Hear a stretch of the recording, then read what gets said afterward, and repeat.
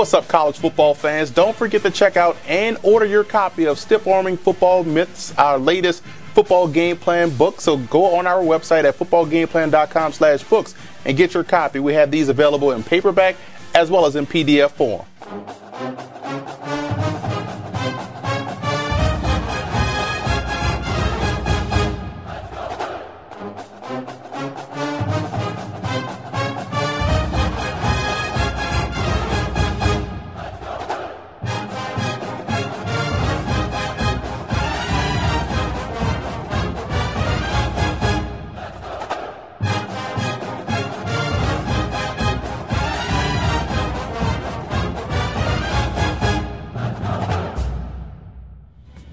Welcome to footballgameplan.com, where football makes sense. I'm Emery Hunt, the Czar of the Playbook, and welcome to another edition of Talking Ball with the Czar. And I'm here at the University of Chicago with head coach Chris Wilkerson. Coach, thanks for having me. Thanks for having me. No problem. And right off the bat, Coach, a lot of great history here at the University of Chicago. Big Ten championships, the first Heisman Trophy winner, Amos Alonzo Stagg. Now that was back prior to the modern era. But how are you trying to restore that same type of mentality, that same type of aura around this program now, albeit different circumstances? Sure, Emery. Well, thanks again for having me. Biggest thing, we do sell as a point of separation, as the kids are going through the recruiting process. What's a point of separation for the University of Chicago from an athletic standpoint? And obviously, tradition is a big part of our athletic history. So, between Coach Stagg being the first head football coach here for 40 years and kind of being the father of the modern game of football, and Jay Berwanger winning the first Heisman Trophy in 1935, being the first NFL draft pick and the first NFL draft, ironically, on this NFL draft week here in Chicago. The 7 Big Ten championships, founding member of what was known as the Western Conference, becoming the Big Ten Conference, 2 national titles in football. But our kids understand they're part of that same tradition now. And so while we just concluded writing the 2014 chapter in Maroon football history, and we're about to start writing the 2015 chapter in Maroon football history, we're all part of that same tradition, whether it's Coach Stagg or whether it's Jay Berwanger or whether it's Patrick Ryan, who was our Offensive Player of the Year and senior quarterback on last year's UAA championship team. But we're all part of that same story tradition, and so we're just going to start again and write the next chapter. Now that ties into the second question I had, Coach. In the 2 seasons you've been here, you've seen tremendous success. You've won a conference championship. You've restored the roar, so to speak, from the original monsters of the Midway. So what led to that success? How were you able to turn it around? And also, how do you sustain success as a coach? I know that's a big thing. Sure. Well, first, the timing of my hiring was very unique in that my first day on the job here as the head football coach at the University of Chicago was August 5th of 2013. And I had 10 days to get to know the coaching staff before the players showed up for preseason camp. Wow. And a big credit to our initial success goes to those assistant coaches who had kind of organized some things, had some plans in place, so that when I got here, they had continued to work. And so it did make the transition just a little bit easier. And we did get off to a 4-0 start that first season, and that was the second time in the modern era here at the University of Chicago in football. But the biggest thing was I got a chance to get to know the players personally. They got a chance to get to know me more personally. I got a chance to evaluate their skill sets so we could try to play to their strengths as we moved forward in our preparation for the 2014 season. And this fall we were very fortunate in that we did get off to the first 5-0 start since 1929 when Coach Stagg was the head football coach here at the University of Chicago. We finished the season 8-1, and we're University Athletic Association champions. We had the Offensive Player of the Year in the league, the Defensive Player of the Year in the league, the Rookie of the Year in the league. Our coaching staff was elected as the coaching staff of the year in the league. But it was another step forward in continuing to grow as a family, as an organization. And I think that's all you can ask for. So while we feel very good about the foundation that we've laid, we certainly want to continue to grow. We focus quite a bit more on the process here. Every season is a very unique collection of individuals, egos, talent, skill set, health, You're always going to deal with some type of adversity during the course of the season.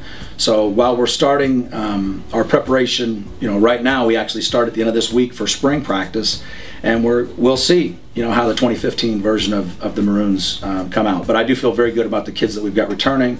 The staff is still in place. I think that's important for some consistency purposes.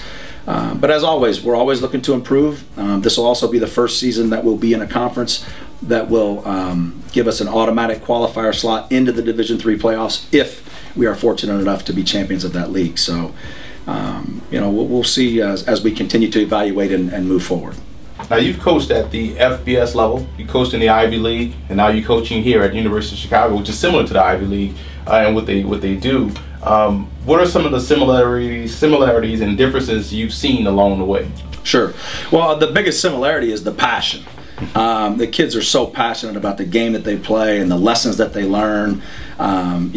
Football really is a metaphor for life. So that part of it has really remained consistent. Obviously this model is certainly a balanced approach to football and academics. Academics being first and foremost here at the University of Chicago. So we talk a lot here about comprehensive excellence. And I want our kids to be the best that they can be in the classroom, in the community, following graduation, and I want them to have a championship experience out on the gridiron, on the playing field. But I really think that we are college football in its purest form. Obviously we're not dealing with athletic scholarships, but our kids do understand that they are going to take advantage of every part of the University of Chicago experience.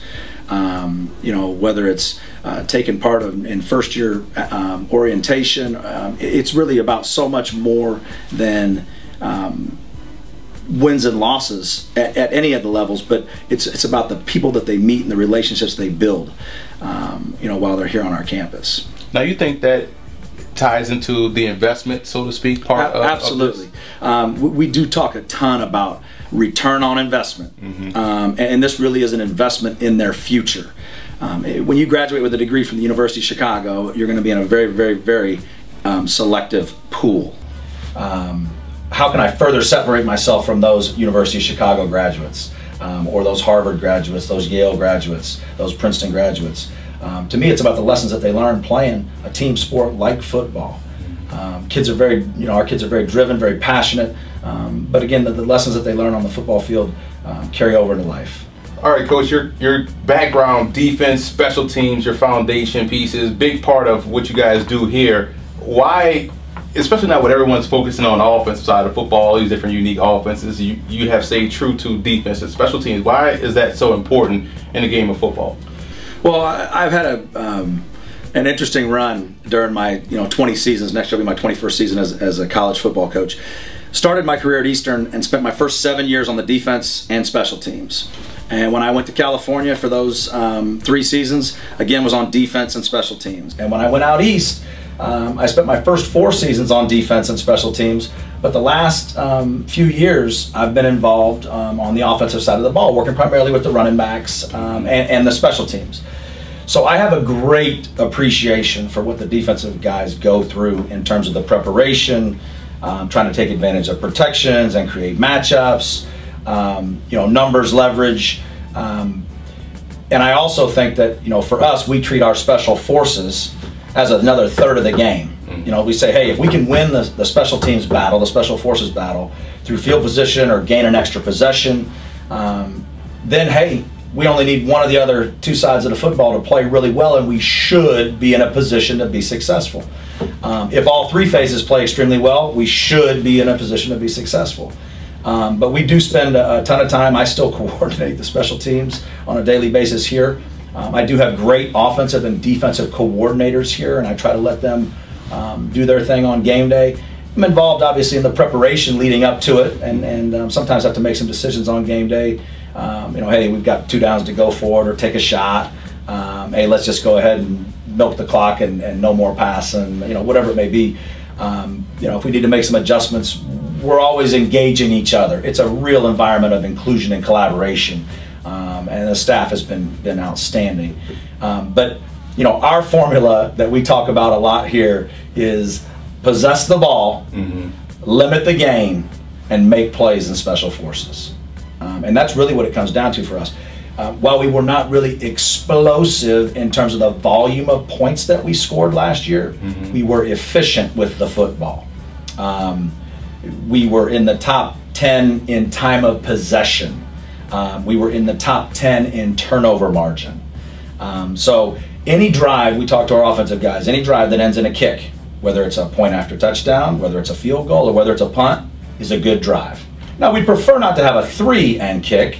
You know, we try to avoid the 3 and outs, but there is nothing wrong with a 6-play drive and either a field goal attempt or a point after touchdown or a punt. We don't want to give the ball to the other team. That's really what we talk about a lot offensively, philosophically. And on defense, we want to limit the game, limit the game, limit the game. We want to make offenses work. Can they execute for 13, 14, 15, 16 plays? Sooner or later, we believe that the offenses will not execute at a high enough level, or they'll have an illegal procedure, or they'll have a holding on 1st and 10, and they'll be behind the chains and get away from what they do. You know, and then obviously, like I said, hey, we want to make plays in special teams. We want to create good field position for both sides of the ball. We prefer to score in special teams if at all possible. We want to gain an extra possession if at all possible. We don't want to give our opposition an extra possession if at all possible. But we do talk a lot about balance, and I think that my experience, having been on all 3 phases, heavily involved in all 3 phases, you know, during my previous 20 years, has helped. I do have a great appreciation for what Coach Konecki has to do with our offense. I do have a great appreciation for what Coach Cutcomb and Coach Flowers have to do with our defense. And I've got a great appreciation for all the guys that help me with the special teams. You know, we want to try to execute at a high level and be as efficient as we can in all 3 phases. All right, Coach, a question I always ask, love to pick people's brain about their coaching philosophy. And so what's your coaching philosophy here? We go back to the foundation, our core values that we talk to our kids about all the time. And I hope that they take these with them for the rest of their lives. You know, in the locker room, we want an environment of love, care, and respect for one another. We talk about those 3 things a ton.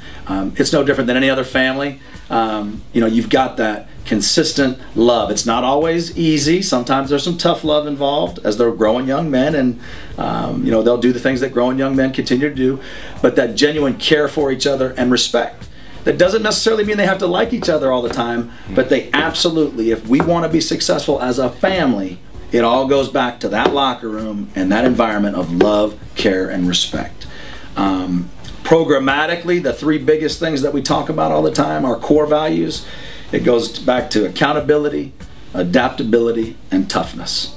And for us, we preach accountability from day one. Our players understand that they are each growing young men, and they have the ability to make decisions that will not only impact themselves, but will impact our football family, will impact the University of Chicago.